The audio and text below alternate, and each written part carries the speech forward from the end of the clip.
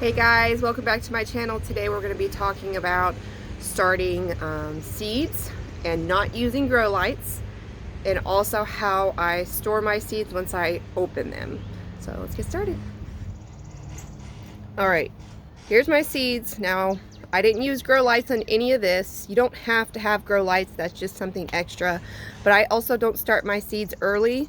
A lot of people start their seeds way too early and then they end up having stuff that really needs to go out but can't yet because the weather is not being cooperative.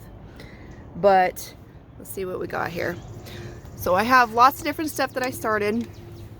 These are basils. I have some Mad Hatter peppers, chamomile, more basil, parsley. I got a milkweed right there, but I know you're supposed to start milkweed a little bit earlier, but I did not. I was going to see if it'd still work. Chamomile, calendula. What else we got in here? That's some white crepe myrtle seeds my daughter pulled off the tree and decided to plant them. So looks like it's working. I have borage, bok choy that I separated out of here into its own separate ones. I have dill, lavender. Let's see. Then I have my tomatoes, and I just started these about a week and a half to 2 weeks ago. So I did not start them early, and I start in each one. Let's get this one out. Okay, this is a pineapple beefsteak. I start about 2 to 3 for each one, and then when they get bigger, I separate them and put them into separate ones if I need to, if I'm not sticking them straight into the ground, because you can bury tomato seeds all the way up to its leaves, but I'm going to wait till it gets another set of leaves on there and then I'll pinch those off. But they don't care to be set in the same one, and you can separate those no problem and not have any problem with it. And also borage, I start in 1 cup. I had 3 cups of these, and then I separated them right here. These borage were just like the one in the 1 cup, and I separated them. They separate really well. And the same thing with my calendula, I separate. Got some wildflowers, yarrow, poppies, and then I have more tomatoes. And I have my moonflowers that I started. I love moonflowers. I plant these every year. And my peppers are just starting to pop up. So I have Greek pepperoncinis popping up right now. Let's see what else I got. Sorry, the sun's hitting right up this way. And so I have zinnias. They'll separate just fine. Marigolds. And then I have onions. And I start onions all together in a big pot of them. I just sprinkle them in and barely put anything over them, and let them come up, because onions are easy to separate, and they do well when you separate them. They can grow together just to save space. Let's see what else I got. I have amaranth. I have, I think, 4 different types of amaranth popping up. Amaranth is great to plant in your garden. It's also used as a trap plant for bugs. And I also have some nasturtium for that too, right over here. I have nasturtium popping up right here next to my borage. They're great trap plants also, but nasturtium is also edible. So this one right here, it's great to have. And I started all these from seeds. It's too expensive, honestly, to buy the pots at the store. I think I checked yesterday, or was it today? It was almost $5 for 1 pot of one thing. It's just insane, the prices. Starting seeds is not hard. I just got a regular potting mix. Now, I don't think it was Miracle-Gro. It was just you can do an organic or Miracle-Gro, whichever one you prefer. Don't let anybody shame you for that. And then I follow the directions on the back of the packet. It tells you how deep that you need to plant your seeds in order for them to germinate well. And then, like I said, I don't use grow lights. So once I planted them, and I brought them out here, and I just stick them out in the sun. I leave them out in the sun all day. Unless it's raining, then of course I keep them inside, and that's why some of the plants you can see they're turned to the side. They're like reaching because they're reaching for the sun inside. You don't have to have grow lights to grow your food. It's not necessary. That's just an extra thing that people like to have. Let's see, what do we got over here? All right, I got some rosemary and I got some flowers. I got French marigolds going back here, more tomatoes. You can see them all. They just sit in the sun. No grow light necessary. Now, when you do start your plants, I fill them up with the soil and I will absolutely soak them. I soak them to the bone. And then I let them sit for a little bit, and then I plant in them. That way I don't have to water them twice, and just let it sit. And then after a couple days, I water them like a day or two, depending on how warm it is and how much sun they got. I'll water them again. Oh, I got some squash popping up right there. I just planted my squash and my watermelons, my cantaloupe, stuff like that, and my peppers not too long ago. I don't like starting them early because people end up with really leggy plants because they can't stick them in the ground. Be patient. I know it's hard, but be more patient. Some people started their stuff in February. I just started it in the end of March, and it's doing just fine. All the stuff is popping up just fine. You don't have to start it early, and you don't need grow lights. It's not hard. Now, some people have troubles with onions. My only suggestion is that you would soak the soil first. Let's go back over here and look at them. Let's pull this one out. What's this? This is actually scallions. Soak them really good first. Do the planting depth. If you have to put anything over it, barely sprinkle any type of the soil on top, because this is technically potting soil, but it works just fine for starting seeds. Never had a problem with it working like that. But these are great. They're doing great right now. You just need the sun. Stick them outside, and I even stick them outside when it might be like a tad cold. If we're having a real, just a tiny bit of a nippy day, I'll still stick them out here. No problem with that.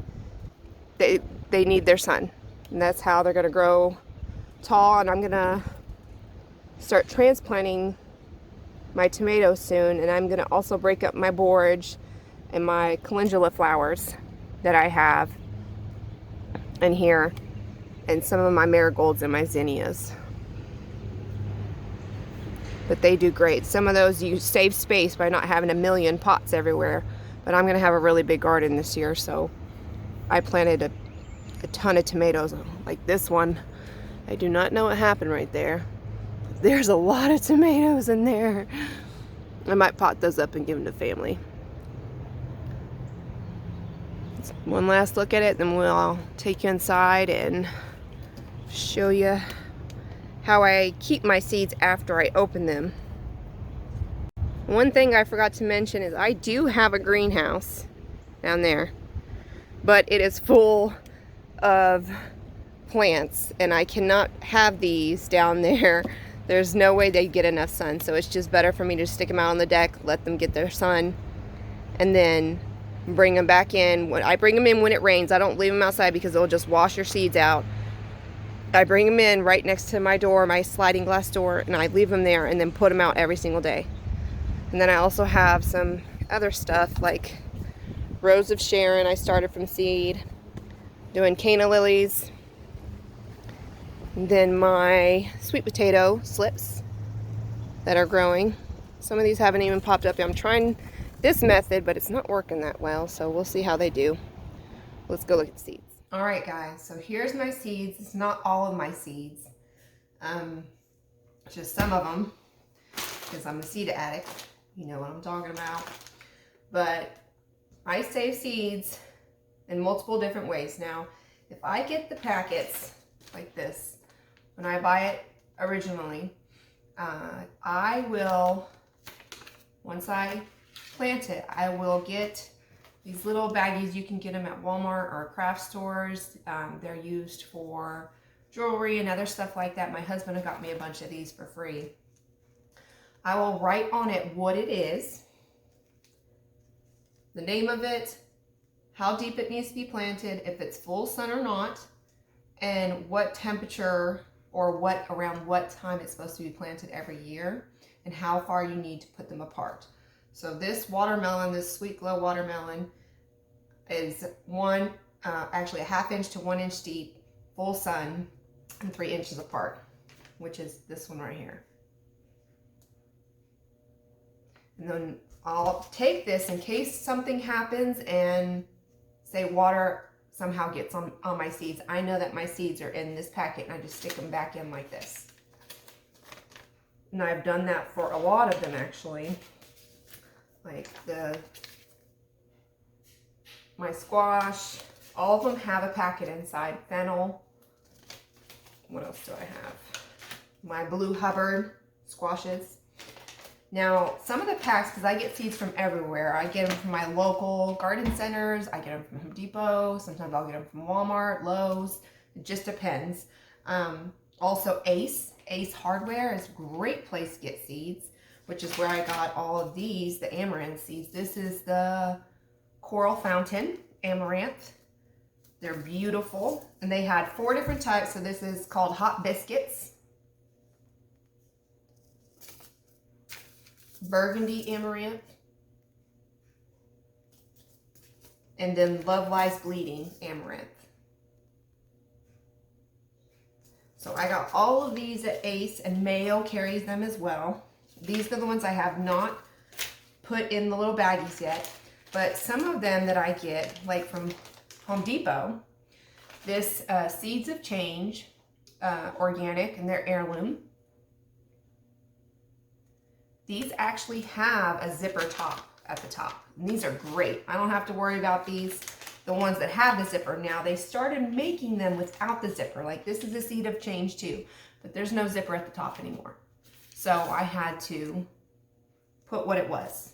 And this is a great way to store them, just in case, because if you just leave them like this, if water gets on them, they're most likely going to be ruined.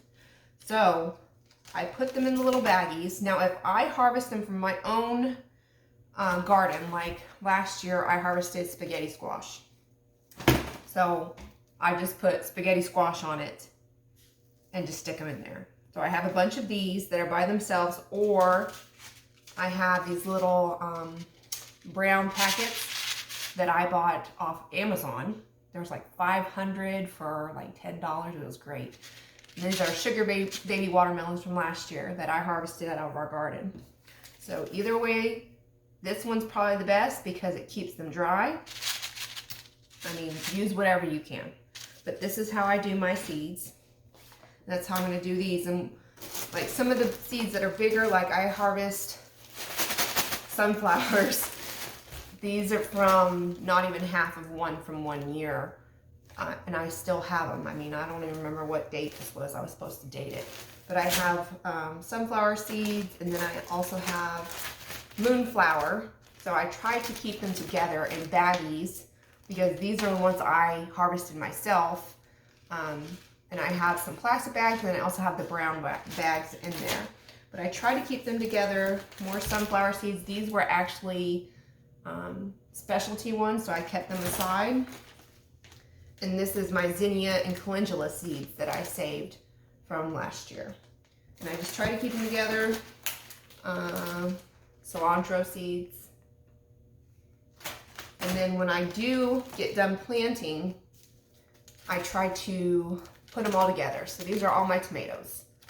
Okay? And then seeds that I've saved myself every year. I save seeds every single year because you never know what's going to happen the next year. And I usually try to plant at least one new tomato, one new everything every year. And then I put them together, and I'll put the cold weather crops, like these are all my peppers, bell peppers, hot peppers, and onions. They all go together. And then all my lettuces, they'll stay together. Okay, so all of these are packed in their little baggies. Like this is carrots. So this one is not, this is non-GMO, but it's not organic.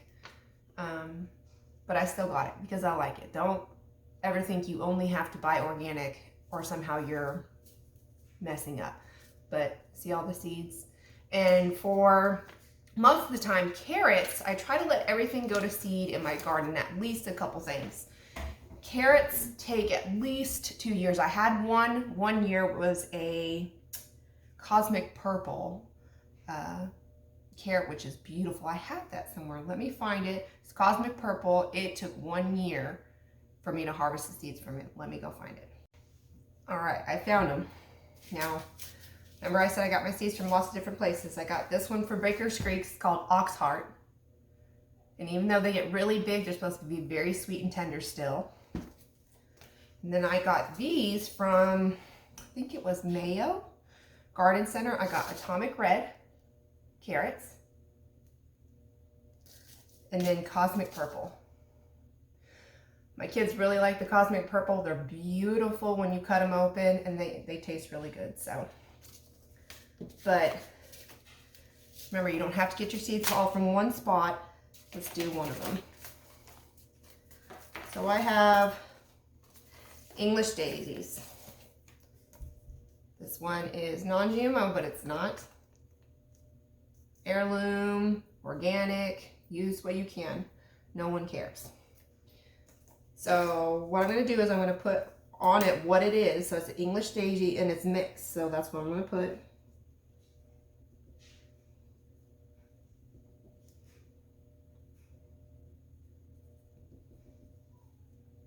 So it's mixed colors. Now I'll tell you, if you want to put this on there, you can. It says a container variety, so you can put it in container. It doesn't mean it has to go in there. You can put it in the ground. It's not a big deal. I've done both. And then it tells you right here, part shade. So it needs a little bit of shade.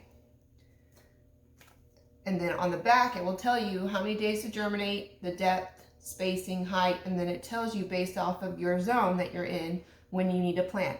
I'm going to write all that down on this and then stick the seeds in here and then put this back in the baggie. Just in case something ever happened to the baggie, I have the instructions on this. So this one says depth is 1/4 of an inch. And that you should plant it April to August in my zone.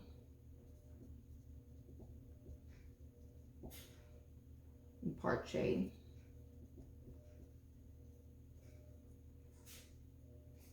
And if you want to put the days to bloom or days to when you can harvest, you can do that. I do that on some things like pumpkins and watermelons, but I don't do it on everything.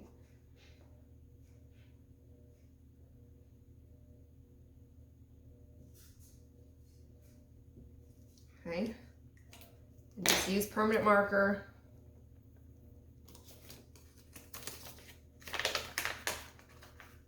And I try to bow it out like this so I can get it to come out the spout. Doesn't always work. Sometimes I have to put it in my hand and scoop it up out of my hand. Let's see how it works. There we go. And these are pretty tiny, so sometimes you have to work the seeds out of the bottom of the bag. And make sure they're off the zipper. And then I get all the air out. I push all the air out. And so I have saved. And also you can put on there if it's a perennial or not. It doesn't really matter to me. I usually don't put that. I'll just put what it is and the depth and spacing and when to plant it. But that's what I do with all my seeds. You know, I have some seeds that I saved. Let's see what we got. These are my loofah seeds. Now, I plant loofahs every year. A lot of people think that loofahs come from the sea, but those are sea sponges. This loofah is grown. It's a plant. It's like a gourd, and you can eat them when they're really small. I don't prefer to eat them. I prefer to grow them for their sponges. Let me see if I can go get one. So loofah seeds. black little seeds, have a light papery coating on it, turn into these. And you can cut them in sections, use them for scrubbing your pots, pans, whatever you want to scrub with them. They go soft afterwards, but they have enough brittle places on it to scrub stuff off, and you get really big ones. One I had like this big last year, it was humongous. I think this one still has seeds in it, let's see. Yep, so this one still had seeds in it. I can hear it, you can hear it rattling. But I love planting loofahs every year. Now the only thing is, some of these I had to harvest early because we had some really early frost last year. And these seeds, the white ones, are not good. They have to be black in order to grow. These will not grow very well, if at all. They got to be black. So they have to be matured a certain enough beyond a point to actually grow. But then you get loofahs, and you can actually use these for arts and crafts if you make soap. A lot of people make, and these are very expensive online, but you can grow these yourself, and you don't have to depend on someone else. Let's see. What do I got in here? I have a whole bag of marigold seeds. My girls like to go around popping off the heads that are almost dead, and we'll put them on a paper plate and we'll let them dry somewhere where it's warm but not windy. Probably it's usually in the garage, and let them dry, and then we have marigold seeds for free. And you can just scatter these all over the place and not have to worry about it. Let's see. And I still have more loofah seeds. I have bags and bags of loofah seeds and sunflower seeds. I don't ever buy those anymore. I don't need to buy them. But I have 2 boxes. It's not usually this messy, but I do put them together with rubber bands. And I think they have some really cool, neat plastic containers that fit the seed things like perfectly. I think it's at Hobby Lobby, but I haven't looked yet. But like, I have seeds that I've saved. I have seeds from 2016, and I'm actually going to plant some seeds from 2016 and see if they'll sprout. And I think they're tomato seeds. But this is how I organize mine, and once I get them all together, I'll put all the flowers together and then put them in their groups and tie them up. And then they go downstairs. I keep them downstairs. It's like a dungeon, and it stays really cool. So I put them downstairs in a cabinet away from light and cool to keep my seeds. And some of my seeds I've had for a really long time, since 2014 was my oldest seed, and they still sprouted. And it depends on how you store them. I don't store them in the fridge. Some people say to store them in the fridge. It's up to you. If you have a really cool place like I do, that's what I would recommend, because I don't have enough space in my fridge for my seeds. But I'm gonna get going on the rest of these and putting them in the baggies. It's a good system. If you have a different system that works, let me know down below, and I'll be sure to check it out. Bye, guys.